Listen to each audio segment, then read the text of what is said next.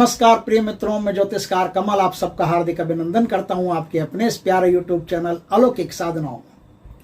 दोस्तों, 17 तारीख 18 तारीख दोनों में से किसी तारीख को विशेष रामनवमी मनाई जाएगी और कभी भी मनाई जाती है। ये अलग अलग प्रांत में अलग अलग स्थान पर अलग अलग पंडितों के हिसाब से समय का निर्धारण किया जाता है और उस समय पर रामनवमी का उत्सव मनाया जाता है।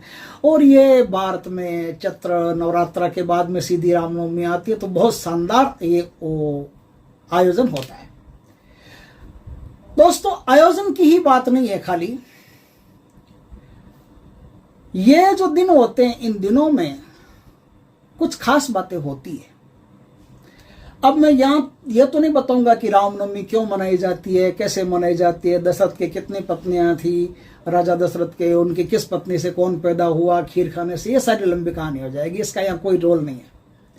रोल ये है कि राम जी की कृपा से आपके जीवन में ऐसी शक्ति प्रवेश कर सकती है कि उस शक्ति के प्रवेश करने के बाद में आपको पूरे जीवन भर पीछे मुड़ करके नहीं देखना पड़ेगा। एक रात ये साधना कर लो, एक रात ये साधना कर लो, सुबह आदमी दूसरा होगा। कैसे आदमी दूसरा होगा? दोस्तों, रामनवमी पर बहुत सारी साधनाएं होती है और बहुत सारी चीजें शुरू भी होती है, जैसे राम रक्षा स्तोत्र का पाठ। राम रक्षा स्तोत्र के बारे में बताता हूं कि राम रक्षा स्तोत्र यदि आप नहीं करते हैं तो आपको राम रक्षा स्तोत्र करना चाहिए, क्योंकि दुनिया में जितने भी स्तोत्र हैं उन सब में राम रक्षा स्तोत्र की महिमा अद्भुत है। राम रक्षा स्तोत्र के बारे में वाराणसी के एक सेठ हैं जिनका एक वृतांत पढ़ने को मिला था और ऐसे कई उदाहरण भी मिले हैं। सेठ जी कहते हैं कि मैं रोज राम रक्षा स्तोत्र का पाठ करता था।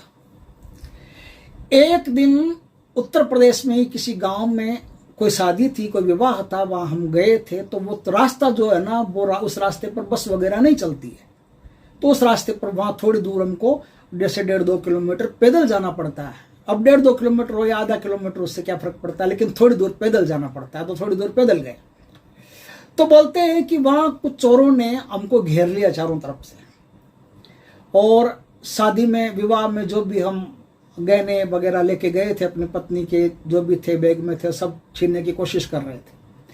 तभी मेरे मन में राम रक्षा स्तोत्र आया और मैं राम रक्षा स्तोत्र का मन ही मन उच्चारण अपने आप ही होने लगा। तभी मैं देखता हूं कि एक बहुत ही तीखे शिंगों वाला एक सांड दौड़ता हुआ हमारी तरफ आ रहा है, और वो सांड दौड़ता हुआ हमारी तरफ आया और आकर के उस सांड ने उन चोरों को उठा उठा के फेंक दिया और फिर सर नीचे करके मेरी तरफ आया। मैंने उसके सर पे हाथ फेरा। हमारे पास खाने पीने को तो कुछ था नहीं, तो मेरी इच्छा थी कि इसको कुछ गुड़ वगैरह दूं, लेकिन उसके बाद में वो सांड वहां से गायब हो गया, पता नहीं कहाँ गया, अलोप हो गया। थोड़ी दूर चलता हुआ दिखाई दिया, बाद में गायब हो गया, वो चोर भाग गए और हम सकुशल अपने गंतव्य स्थल पर पहुंच गए। तो राम रक्षा स्तोत्र की कई बार ऐसी महिमा है।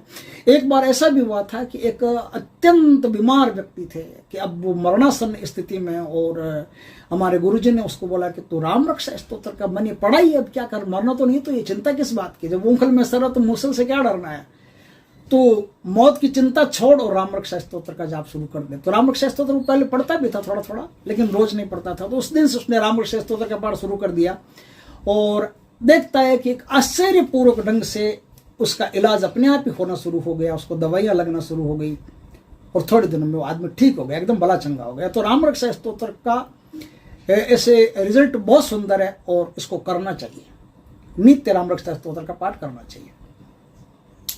दोस्तों, मैं राम रक्षा स्तोत्र की बात बताने के अलावा एक बात और बताता हूं कि राम नवमी के दिन, सिर्फ एक दिन, बाकी तो इस साधना को करने में टाइम लगता है, 21 दिन भी लग सकते हैं, 31 दिन भी लग सकते हैं, लेकिन रामनवमी के दिन एक दिन में यह साधना की जा सकती है। इसे कहते हैं राम तारण योगिनी की साधना, और यह एक गुप्त साधना है जो बहुत रेयर केस में लोगों को इसके बारे में पता है। राम तारण योगिनी की साधना अपने आप में इतनी जबरदस्त साधना है कि इस साधना को करने वाला साधक तमाम देवी देवताओं से जुड़ जाता है, अपने आप ही जुड़ जाता है। उसकी शक्तियां भीतर से जागृत हो जाती है, शक्तियां भीतर से जागृत हो जाती है, उसके जीवन में धन दौलत ऐश्वर्य कूट कूट के भरना शुरू हो जाता है, उसकी मान्यता बढ़ जाती है, उसका आकर्षण बढ़ जाता है, उसका सौंदर्य बढ़ जाता है, कई ऐसे काम जो बैठे बैठे होने लगते हैं, कई ऐसे काम। राम तारण योगिनी की साधना इतनी जबरदस्त साधना है। पहले जिस दिन रामनवमी हो उस दिन में आप एक काम करें, भगवान श्री राम, मां जानकी जी, वीर लक्ष्मण, हनुमान जी, इनकी अच्छी तरह से पूजा करें। पीले वस्त्र चढ़ाएं, इनकी पूजा करें, धूप दीप चढ़ाएं, प्रसाद चढ़ाएं, भोग चढ़ाएं, अपने हाथ से बना करके मीठा प्रसाद चढ़ाएं। इस प्रकार से अत्यंत भावुक हृदय से उनकी पूजा करें और पूजा करने के बाद में उनसे राम तारण योगिनी की साधना की शक्ति मांग लें कि मैं राम तारण योगिनी की साधना करने जा रहा हूं, मुझ पर कृपा करना, राम तारण योगिनी का आशीर्वाद मुझे देना। ऐसा कह करके उनसे राम तारण योगिनी का वरदान मांग लिया। राम तारण योगिनी का वरदान मांग लिया। अब रात्रि काल में क्या करना है, लाल आसन आपको लेना है, लाल ऊन का आसन। लाल ही आपके वस्त्र होने चाहिए या पीले, दोनों में से एक, या तो पीला आसन पीले वस्त्र या लाल आसन लाल वस्त्र। उत्तर दिशा की तरफ मुख करके भगवान श्री राम के विग्रह को सामने रख करके, और वहां 27 तिल के तेल के 27 दीपक और घी के 3 दीपक आगे जलाने। 27 और 3 30 दीपक हो गए। 30 दीपक आपको जलाने। एक दीपक हनुमान जी के लिए अलग चमेली के तेल का जलाना है। 31 दीपक आपको जलाने। 31 दीपक में, हर दीपक में गुड़ की छोटी छोटी डली, और बाजार में जो मिश्री आती है ना, मिश्री खाने के लिए मिश्री के दाने आते हैं, वो एक एक दाना डाल दीजिए। सफेद उजला भोग और धूमिल भोग दोनों हो जाएगा, है ना। तो दीपक में डाल करके आप आराम से वो कीजिएगा। घी के 3 दीपक जो जलाओ, उन 3 दीपकों में एक दीपक में तुलसी, एक दीपक में केसर और एक दीपक में एक लौंग रखना जरूरी है। ऐसा आप रखेंगे। अब आप राम तारण योगिनी के नाम से वस्त्र भेंट करेंगे। तो स्त्री के सुहाग सामग्री जो होती है वो राम तारण स्त्री के नाम से एक ओडे में डाल, ओडी आता है बाजार में, ओडी मिलती है उसकी, है ना।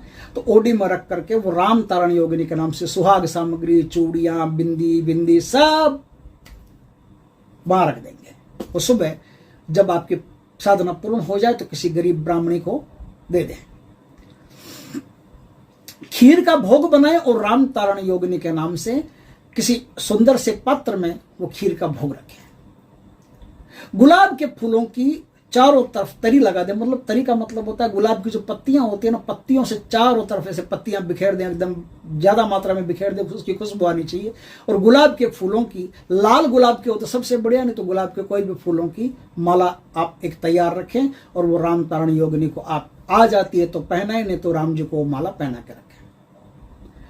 आपको बढ़िया उद की धूप हो, बढ़िया कोई भी धूप हो, गूगल की हो, ऐसी बढ़िया धूप लेके आए, तगड़ी एकदम खुशबू जिसके जानदार हो, वो धूप आप वहां जला दें।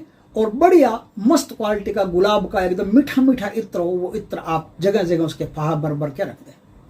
कमरा ऐसा लगना चाहिए जैसे कमरे में नहीं, आप जन्नत में, स्वर्ग में बैठे हो, आप भगवान के दरबार में बैठे हो। आप चाहो तो एक हल्की मधुर वीणा की जो धुन आती है, वो ऐसे आते हैं ना, कुछ बजाने के कुछ यंत्र आते हैं जो चलते ही रहते हैं। ऐसे हल्की वीणा की मधुर धुन हो, वो भी उस कमरे में लगा करके छोड़ देना। अब रात्रि 11 बजे से आपको साधना करनी। साधना में त्रिजल से नहाना आपको। त्रिजल मतलब गंगा यमुना सरस्वती का जल, या त्रिजल गंगा यमुना सरस्वती का जल नहीं मिले तो आप गुलाब जल, केवड़ा जल और गंगा जल, इन तीनों से नहाएंगे। गोमूत्र से भी नहा सकते हैं, गुलाब जल, गोमूत्र और गंगा जल, इनसे भी नहा सकते हैं। तो इस प्रकार से आप त्रिजल से स्नान करके पवित्रता पूर्वक, एकदम पवित्रता पूर्वक, देखिए नवमी से अभी कुछ दिन बाकी हैं। ये नवमी तो हर साल आती है, तो हर साल कभी भी राम तारण योगिनी के साधना आप कर सकते हैं। कुछ दिन पहले ही ब्रह्मचर्य का पालन शुरू करते हैं। यदि आप ब्रह्मचर्य का पालन शुरू से करते हैं तो सबसे बढ़िया, नहीं तो ब्रह्मचर्य का पालन शुरू कर दें। अब ब्रह्मचर्य का पालन आपने शुरू कर दिया, अब आपकी साधना शुरू होती है। आपको जितनी देर तक 11 से लेकर के 3 बजे तक तुलसी की माला से राम तारण योगिनी की साधना करनी है। राम तारण योगिनी का मंत्र का जाप करना है। मैं आपको मंत्र बताता हूं, गुरु से दीक्षा लेकर के फिर मंत्र का जाप कीजिएगा, आपकी साधना सफल होगी। मंत्र ओम ह्रीम ह्रीम राम राम तारण योगिनी स्वाहा। ओम क्रीम क्रीम राम राम तारण योगिनी स्वाहा, ये मंत्र है। इस मंत्र का जाप करके और आप राम तारण योगिनी को प्रत्यक्ष खड़ा कर सकते हैं। राम तारण योगिनी जिसके जीवन में आ गई, उसके जीवन में भक्ति तो बैठे बिठाए आ जाती है। भक्ति के लिए तो उसे प्रयास ही नहीं करना पड़ता, उसका मन फिर 24 घंटे राम जी की भक्ति करने को करता है, 24 घंटे। और दही मन की माला हो आपके पास तो सबसे बढ़िया, उसका तो मुकाबला ही नहीं है। राम जी का कोई भी जाप और दही मन की माला से हो तो बात ही अलग है। दही मन की माला शराब छुड़ाने के भी काम आती है, बीमारियों से मुक्ति के भी काम आती है, और राम जी की जो साधना दही मन के माला से की जाए तो बात ही अलग होती है, कई गुना फल मिलता है। तो दही मन की माला हो आपके पास या फिर तुलसी की माला हो, दोनों में से किसी भी माला से आप ये जाप कर सकते हैं।